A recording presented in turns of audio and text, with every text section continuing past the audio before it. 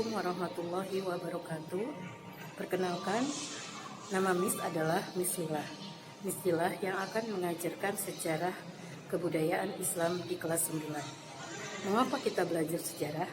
Yang pertama, akan menambah wawasan kita, dan yang kedua, akan lebih meyakinkan kita akan kebesaran Islam itu sendiri. Semangat belajar ya. Assalamualaikum.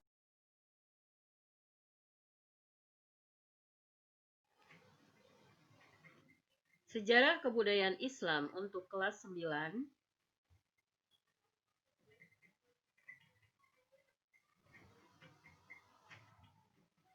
Kita kembali lagi bertemu pada bab 1, sejarah masuknya Islam ke Indonesia.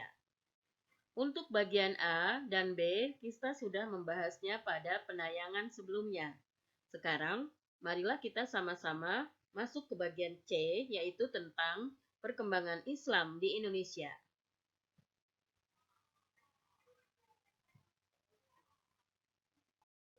Sebagaimana kita ketahui bahwa Indonesia adalah sebuah negara kepulauan yang letaknya sangat strategis, diapit oleh dua benua, yaitu benua Australia dan benua Asia, serta diapit pula oleh dua samudra, yaitu Samudra Atlantik dan Samudra Indonesia. Hal inilah yang menjadi salah satu penyebab yang menjadikan pelabuhan Indonesia menjadi tujuan perdagangan. Di samping pula karena kayanya Indonesia akan tumbuhan rempah-rempah yang sangat dibutuhkan oleh penduduk Eropa pada saat itu. Kedatangan para pedagang itu ternyata bukan hanya semata-mata bertujuan untuk melakukan transaksi jual beli, akan tetapi di antara mereka ada juga yang menyebarkan ajaran agama Islam, seperti para pedagang dari tanah Arab dan Persia.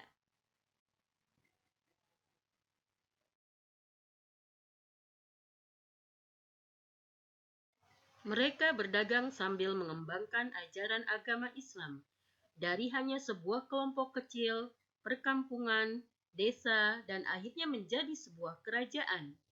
Kerajaan Samudra Pasai adalah kerajaan Islam pertama di Indonesia dan menjadi pusat perdagangan yang banyak disinggahi oleh para pedagang dari berbagai negara. Kemudian pada abad ke-14 berkembanglah Pelabuhan Malaka di Semenanjung Malaya yang menjadi pusat perdagangan terbesar di Asia Tenggara dan menjadi tempat perdagangan para pedagang dari seluruh Nusantara, termasuk para pedagang dari Pulau Jawa. Disinilah akhirnya Islam pun berkembang di Pulau Jawa.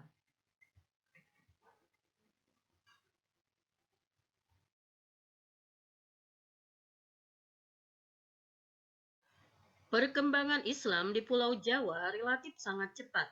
Hal ini disebabkan karena semakin melemahnya perkembangan Kerajaan Majapahit pada saat itu. Komunitas Islam di Pulau Jawa semakin besar dan akhirnya mendirikan sebuah kerajaan Islam yang pertama, yaitu Kerajaan Islam Demak, yang akhirnya menjadi pusat penyebaran agama Islam ke Maluku, Sulawesi, dan Kalimantan, sampai akhirnya menyebar ke seluruh Indonesia.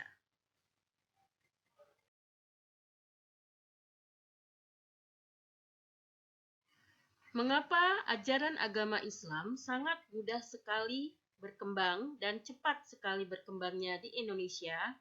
Hal ini disebabkan karena syarat untuk masuk agama Islam sangat mudah, hanya membaca Syahadatain saja. 2. Dalam ajaran agama Islam tidak mengenal kasta seperti ajaran agama lain. Dalam ajaran agama lain itu terdapat perbedaan kasta, seperti kasta Brahmana, kasta Ksatria, yang terdapat di dalamnya yaitu para golongan bangsawan, raja, saudagar-saudagar kaya, dan kasta Waisya dan Sudra, yaitu golongan menengah ke bawah dan golongan paling bawah, yaitu terdapat para pedagang kecil, buruh, petani, dan masyarakat miskin lainnya.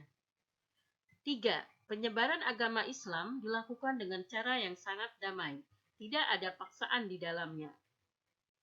Dan yang keempat, penduduk Indonesia mempunyai karakter ramah terhadap siapa saja, sehingga mudah sekali untuk menerima sebuah hal yang baru. 5. Upacara-upacara Islam lebih sederhana, lebih mudah, lebih murah dibandingkan agama lainnya. Dalam upacara Islam, tidak ada yang memberatkan umatnya. Berbeda dengan upacara-upacara agama lain yang membutuhkan biaya-biaya yang sangat besar.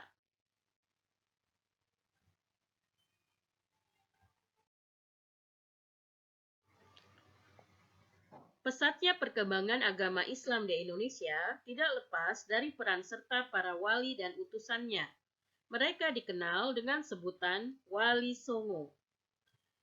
Mereka pandai berdakwah. Mereka berdakwah lewat media seni, lewat berdiskusi di warung-warung makan, lewat memberikan bantuan materi atau non-materi, bahkan hadir dalam pesta-pesta rakyat yang berkembang pada saat itu, tetapi bukan untuk mengikutinya, tetapi hanya sekedar ingin bersilaturahmi dan berkenalan dengan banyak penduduk rakyat setempat. Mereka juga ahli dalam bidang pertanian, sehingga mereka dapat membaur dan memberikan masukan dan ilmu kepada petani kebanyakan.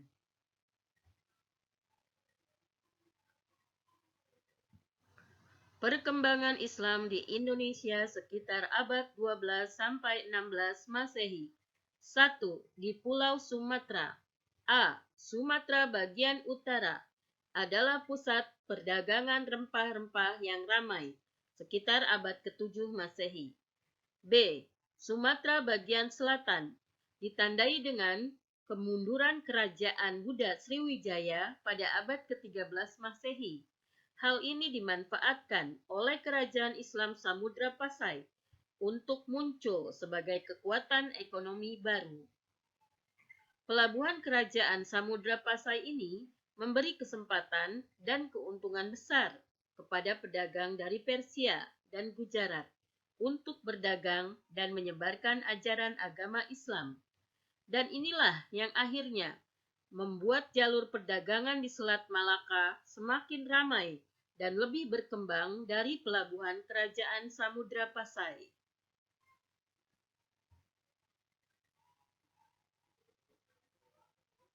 2. Pulau Jawa. Penyebaran agama Islam di Pulau Jawa diperkirakan dari Malaka. Bukti tertua tentang ajaran agama Islam berasal dari batu nisan Fatimah binti Maimun di Leran, Gresik, tahun 1082 Masehi. Pada abad ke-13 Masehi, bukti-bukti Islamisasi di Pulau Jawa sudah terlihat, dan ini dibuktikan dengan ditemukannya sebuah batu nisan di Troloyo, Trowulan, Gresik. Pada berita Ma'uwan tahun 1416 Masehi, disebutkan bahwa adanya orang-orang Islam yang tinggal di kota Gresik. Pada abad ke-15, karena kemunduran kerajaan Majapahit, pelabuhan Tuban, Gresik, dan Demak muncul sebagai pusat penyebaran ajaran agama Islam hingga ke Maluku, dan akhirnya ke pelabuhan-pelabuhan di Jawa Barat seperti Cirebon, Sunda Kelapa, dan Banten. Sangat berpotensi sebagai daerah pelabuhan untuk menyebarkan hasil bumi. Usaha penanaman pengaruh Islam di Pulau Jawa, khususnya di Jawa Barat oleh Kerajaan Demak tidak lepas dari tujuan politik dan ekonomi.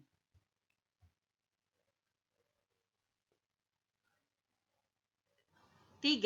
Pulau Kalimantan, Maluku, dan Sulawesi.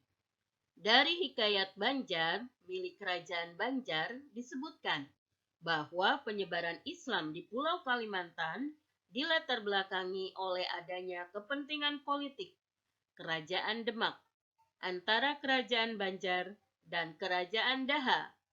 Penyebaran Islam di Maluku dan Sulawesi karena ada jalur hubungan dan pelayaran internasional antara Malaka, Jawa, dan Maluku.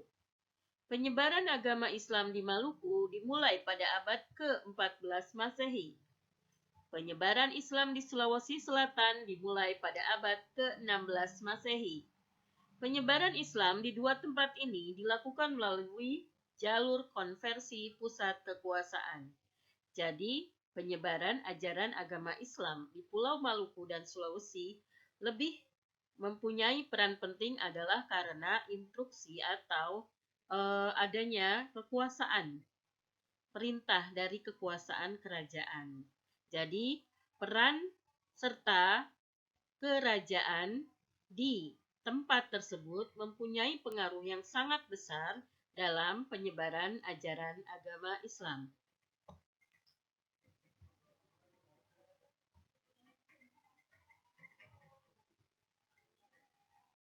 Alhamdulillahirrabbilalamin. Demikianlah uraian singkat tentang perkembangan Islam di Indonesia.